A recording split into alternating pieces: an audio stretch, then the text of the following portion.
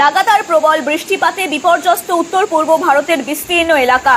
যত সময় যাচ্ছে তত ভয়াবহ হয়ে উঠছে বন্যা পরিস্থিতি। অসম, মেঘালয়, মণিপুর, অরুণাচল প্রদেশ, মিজোরাম, সিকিম, ত্রিপুরায় অবস্থা অত্যন্ত শোচনীয়। গত দুদিনে দুর্যোগের কারণে মৃত্যু হয়েছে 34 জনের। বন্যা এবং ভূমিধসের কারণে বহু এলাকার সঙ্গে সড়ক যোগাযোগ ব্যবস্থা বিচ্ছিন্ন হয়ে গিয়েছে। আটকে পড়েছেন বহু পর্যটক। পরিস্থিতির ক্রমাগত অবনতি হতে থাকায় উদ্ধার কাজে নামানো হয়েছে ভারতীয় বায়ুসেনা এবং অসম রাইফেলসের আধিকারিকদেরও। অসমের 19টি জেলার 764টি গ্রামে ইতিমধ্যেই দেখা গিয়েছে বন্যা পরিস্থিতি। অসমের বিপর্যয় মোকাবিলা দফতর জানিয়েছে, এখনো পর্যন্ত সেই রাজ্যে দুর্যোগের কারণে 10 জনের মৃত্যু হয়েছে। বাড়িঘর চলে গিয়েছে জলের তলায়। ঘর ছাড়া হতে হয়েছে বহু মানুষকে।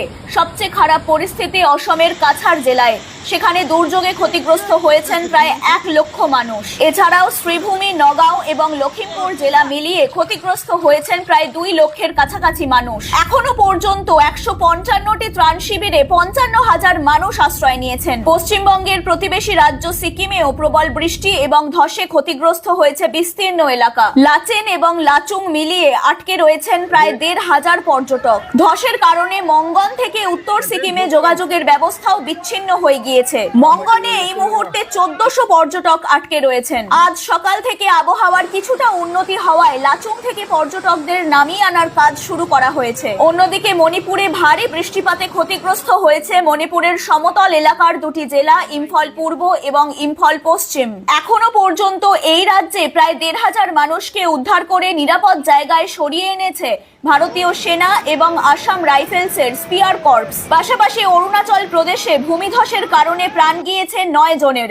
7 জনের মৃত্যু হয়েছে পূর্ব কামেং জেলা এবং 2 জনের মৃত্যু হয়েছে জিরো ভ্যালিতে। মেঘালয়ে হরপা বানে বিপর্যস্ত 10টি জেলা। ত্রিপুরাতেও দেখা দিয়েছে বন্যা পরিস্থিতি।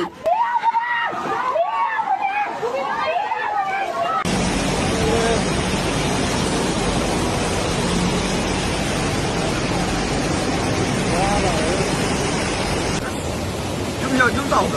有啊，那跌下来去有没有？要走路要走路。哎，这你干什么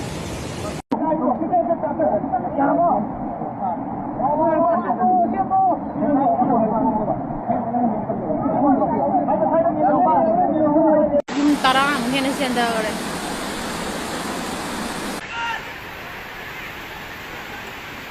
到嘞。那啥个嘞？那都用你看阿干用不到那会用，把他们这乱了跌他嘞，跌他个这个用，那个。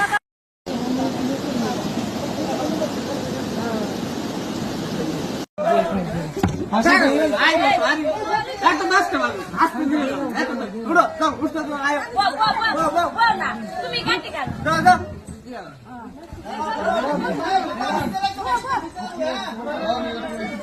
একটা বলো